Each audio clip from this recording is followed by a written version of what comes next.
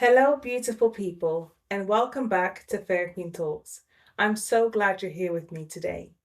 Today, I want to talk about something that has been sitting heavy on my heart, the idea of enabling and how we can transform it from something that drains us to something that actually supports our growth. Because enabling isn't always bad, but unconscious enabling, that's where we start losing ourselves. And I realized recently a lot of the things that were annoying me, slowing me down, or keeping me stuck weren't happening to me. I was enabling them. So let's talk about what that really means for others and for ourselves. What enabling really is. When we hear the word enabling, we usually think of it as a negative thing, like helping someone avoid responsibility or protecting them from the consequences of their actions. And that's true. Enabling at its core is when we shield someone from the natural results of their behavior.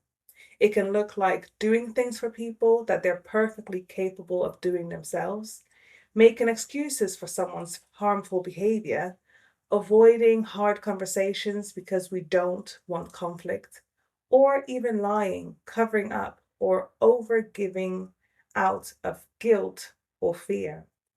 And often we're not doing it because we're bad people. We're doing it because we don't want to disappoint anyone. We want to be needed. We're afraid of losing connection. Or we've been taught that love means sacrifice, even self abandonment. But here's the truth: when you enable someone, you're not helping them grow. You're teaching them that they don't have to. And over time, that creates dependency and resentment on both sides. The cost of enabling others.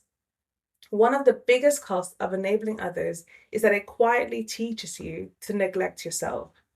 You give your time, your energy, your money, your emotional labor, and somewhere along the way, your own needs get pushed down to the bottom of the list.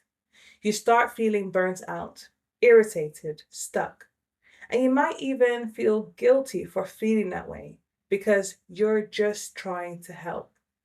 But help that comes at the cost of your own well being isn't help, it's self betrayal.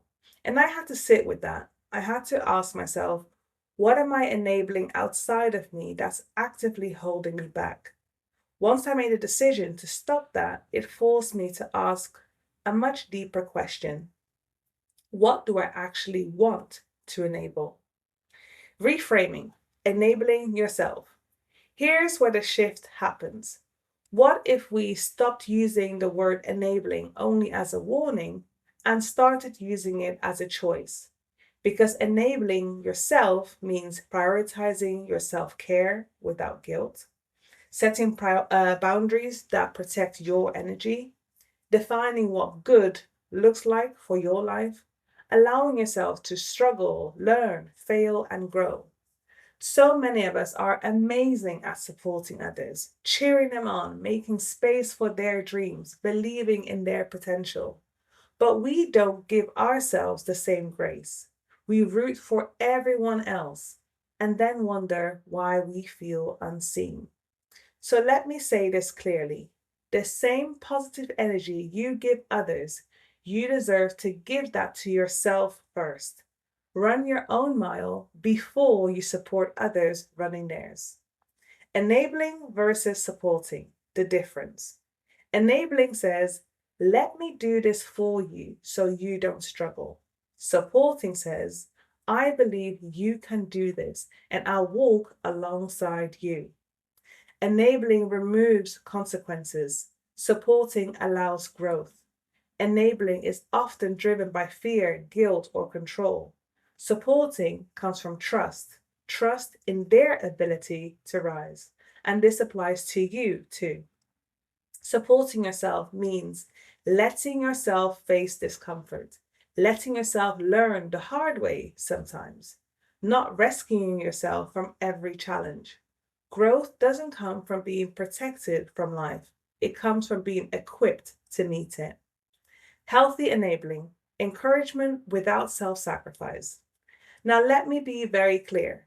Enabling others to do great things is not bad.